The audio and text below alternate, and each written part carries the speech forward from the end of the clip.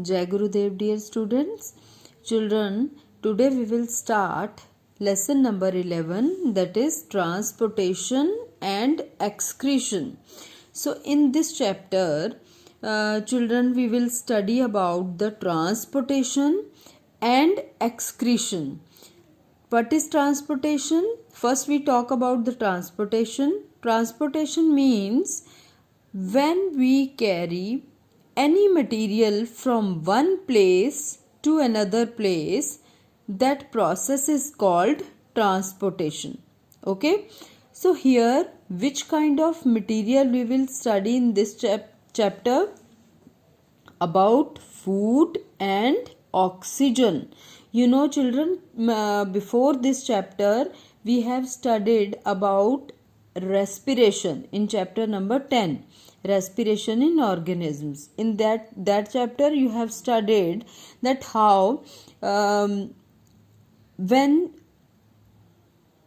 glucose combine with oxygen, and in the presence of oxygen, glucose oxidized in the form of carbon dioxide, and energy is also produced during that process. Okay, so about that we have studied already in chapter number 10, but how that process is possible without the transportation of food and oxygen. You know that, children, respiration is not possible without transportation. Okay, before respiration, that food material as well as oxygen have to be transported from their initial places means from where they produced, like from digestive system, food broken down into nutrients. Okay, smaller particles and smallest particles, so that smallest particles absorbed through the intestine, small intestine, and goes into the blood. So after that, blood will transport that food material to all the parts of our body or each and every cell. Okay, and in the same way, similarly we can say that in transportation we can take example of oxygen.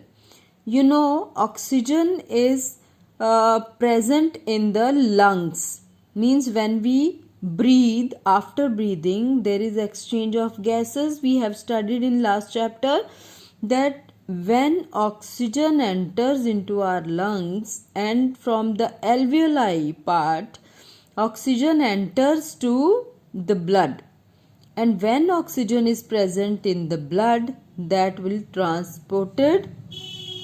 transported to the each and every cell of our body. Okay, so children, in how this process takes place, that we will study in detail, and what are the different parts of our body and what is the system of our body is responsible for transportation, that we will study in this chapter. Okay, so after that, after transportation, when we study transportation, then last topic we will study about the excretion also. Excretion means the material which are produced after the chemical reactions, biochemical reactions when takes place in our body. Those materials or waste materials are removed from our body through the kidney filter out our blood, and whatever waste materials are present in our blood, that have to be separated from the blood, because those waste materials are poisonous for our body. Okay, harmful for our body, so they have to remove from the body. And that system which is doing this work, means for working for the removal of waste materials from the blood, that system is performing this process of excretion. Okay, so children, we will study excretion afterwards. First we will talk about the transportation. So let's read this chapter. First, this introductory part is there. You have learnt in earlier chapters that living organisms need a continuous supply of food, water, and oxygen to survive. The food we eat and the oxygen we consume travel through our body to help us obtain energy and carry out important life processes. Our circulatory system circulates and transports nutrients, oxygen, etc. to different parts of the body and also helps remove metabolic wastes from the body. So children, in this paragraph they have given introduction about the transportation system, or transportation system is also called circulatory system, because here there is circulation of blood, and in the blood vessels, or we can say through the blood vessels, all these food, water, oxygen, these materials are transported continuously or circulated continuously and reaches these all the materials reach to each and every part of our body through the circulatory system. Okay, and not only to transport these materials, even blood collects the waste materials also from different parts of the body or various cells of the body. Okay, and that waste materials goes to the kidney, and kidneys then filter our blood and remove all the waste materials, which are called metabolic wastes. Why we called them as a metabolic wastes? Because these wastes are produced after the metabolic reactions of our body. Okay children, so in this chapter we will study about these two things.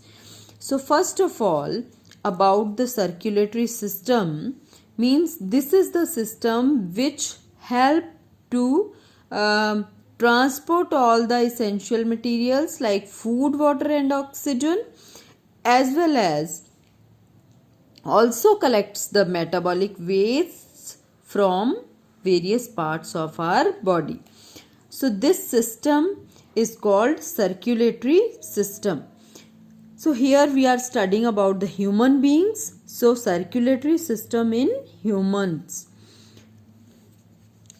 Human circulatory system consists of the heart, blood and the network of vessels that deliver blood to the body's tissues.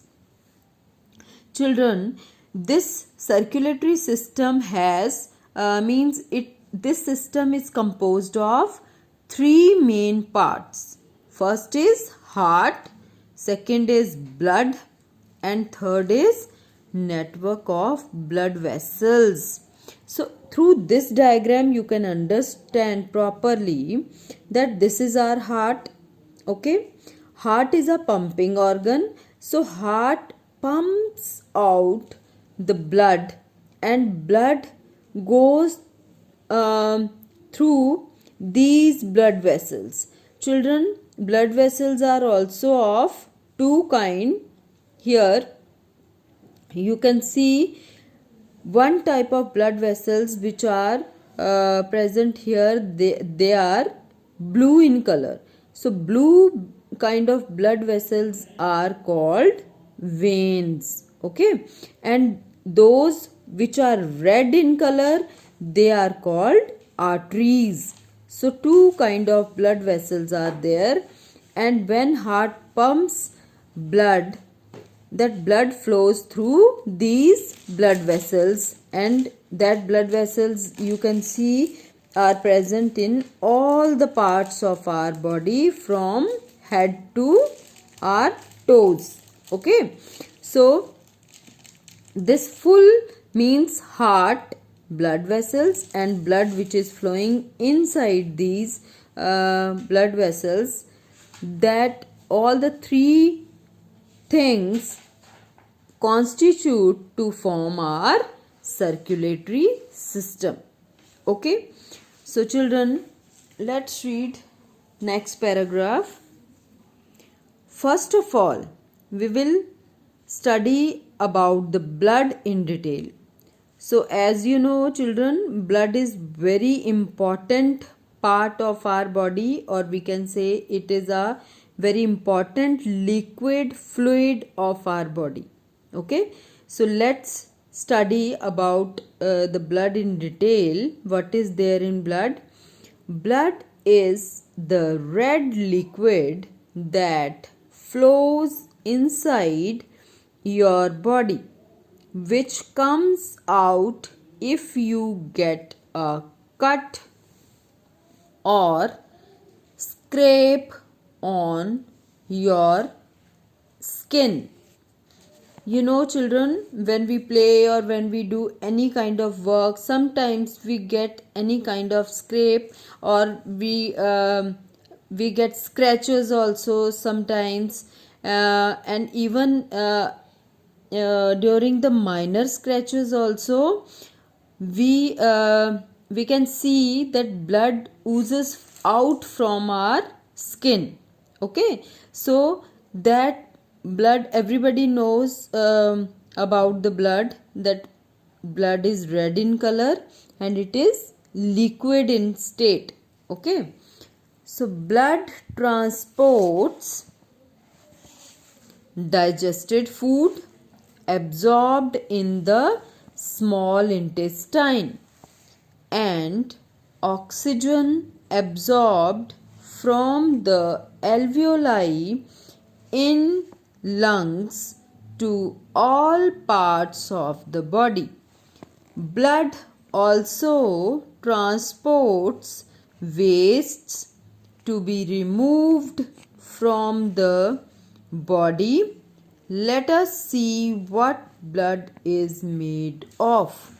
So children, in this paragraph they have explained about the blood and functions of blood also.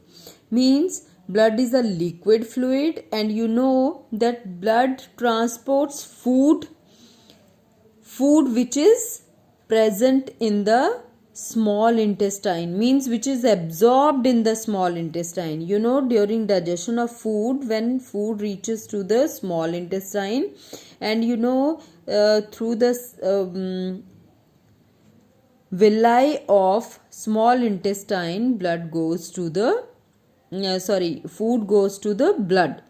Okay, and oxygen also, it is absorbed from the alveoli of the blood, alveoli of the lungs.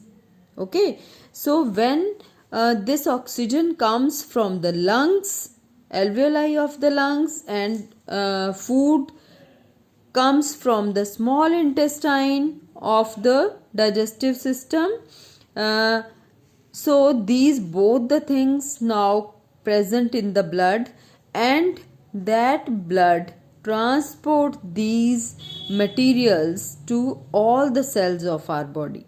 Okay, and side by side blood also transports wastes. You know, when so many kind of metabolic reactions takes place in all the cells, that many kind of wastes are present or produced there. Okay, so that wastes also collected by the blood and transports and removed from the body after filtration by the kidney. Okay, so this is about the blood, means as an introduction. So next is composition of blood, means what kind of different cells or what kind of different things are present, materials are present in the blood. So here in this paragraph we will study about those materials or those kind of different cells. So what is their composition? Composition means what is their amount, how much amount of water is present and how much amount of different cells are present. So blood consists of plasma and blood cells. The liquid part of blood is called plasma. Children, you know that nowadays you have heard so much about plasma, because nowadays that corona or COVID-19 is spreading all over the world. So this plasma, you know that those person who has already suffered from COVID-19, when they recover from the disease, at that time doctors take out their plasma and introduce this plasma to others' blood or others' body. Why? Because this liquid part of blood is called plasma. When children, from blood, when we take out all the other materials, that simple liquid is left behind. That clear liquid is called plasma. Okay, so plasma also have so many kind of antibodies, so many kind of those cells which or proteins which provide us immunity, or which provide strength to our body to fight against many kind of germs or many kind of bacteria, viruses. Okay, so that's why this plasma is important for our body. So the liquid part of blood is called plasma. Plasma is 90% water. Okay children, because you know our blood is liquid in state. So plasma is 90% water. More than half of total blood volume in human body contains plasma. Okay, means here what they written, you understand very properly. More than half of total blood volume in human body contains plasma. Means here what they are saying, that more than half of the total blood, means how much total blood volume is present in our body, in human body, that more than half of the body contains plasma. Okay, so different types of blood cells remains suspended in plasma. Means plasma is a kind of watery material.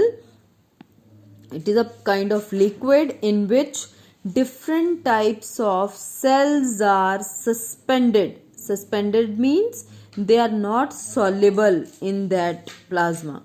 Okay, they are present in plasma, but in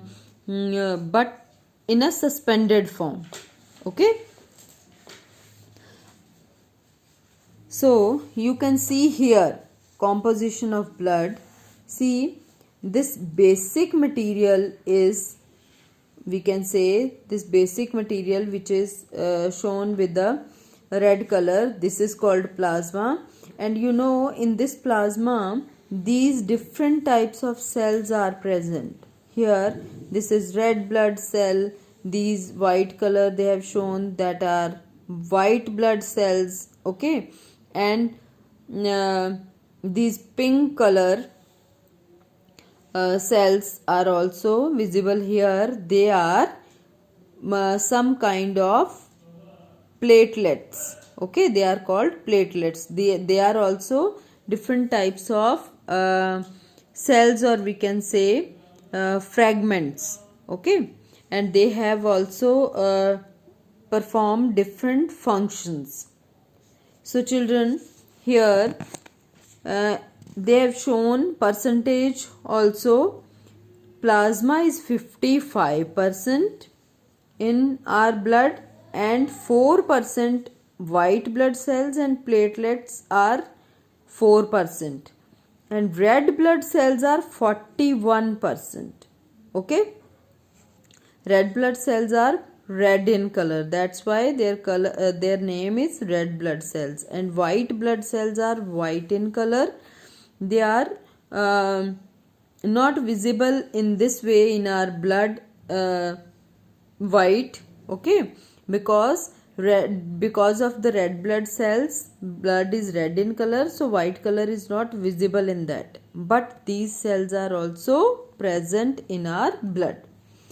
So after this, let's read one by one about these three kind of cells. Red blood cells first, which are called RBCs. These blood cells contain red colored protein called hemoglobin. Children, in last chapter also I have explained you that hemoglobin is red in color. It is a pigment, red color pigment, which is present on the red blood cells. That's why, because of hemoglobin, red blood cells are red in color.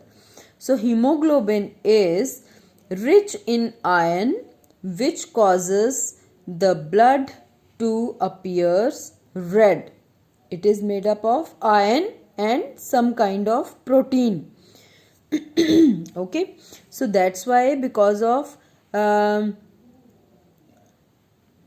rich quantity of iron, it appears to be red. Hemoglobin binds with oxygen and carries it from lungs to the tissues. Children, hemoglobin has binding sites, some sites for carry oxygen. Hemoglobin is only the kind of material or kind of pigment which have binding sites for oxygen. So hemoglobin carries oxygen from lungs to tissues or various cells. Okay children, what is tissues? Tissues means group of cells which function similar, or which perform similar function and similar structure. They are called tissues. So we can say cells also to these. Okay children, so these are the red blood cells. And white blood cells, second kind of cells are white blood cells, which are called WBCs. White blood cells are also very important components of the blood. WBCs are much fewer in number than RBCs. WBCs fight against infections caused by bacteria, viruses, and other foreign particles that may enter our body and protect our body. They are essential for health and well-being. So children, white blood cells are equally important. They are not transporting any kind of material, but white blood cells are having their equal importance in our blood. Why? Because these kind of cells provide us immunity. Immunity means they make us, or they make our body strong to fight against different kind of infections, different kind of diseases. So white blood cells fight against bacterial infection, viral infection, or other any kind of foreign particles. Foreign particles means those kind of particles which are present outside the body but they are harmful for our body, can cause any kind of disease, or can harm, can cause any kind of harm to our body. Those are foreign particles. Okay, so WBCs help us to fight against all these kind of infections or diseases. Okay, so overall we can say that these are the soldiers of our body. Just like soldiers, you know children, soldiers protect our country from any kind of danger. Okay, so in the same way, white blood cells are soldier of our body. So they collect at the site of infection and they kill all these kind of germs which can cause any kind of disease. Okay children, so that's why they are very essential. They are, though they are very less in number, but they are very important cells of blood. So third is platelets. When you get a cut or a scrape, blood comes out. Then the bleeding stops in a little while and a clot is formed. Platelets are small disc-shaped cells. Fragments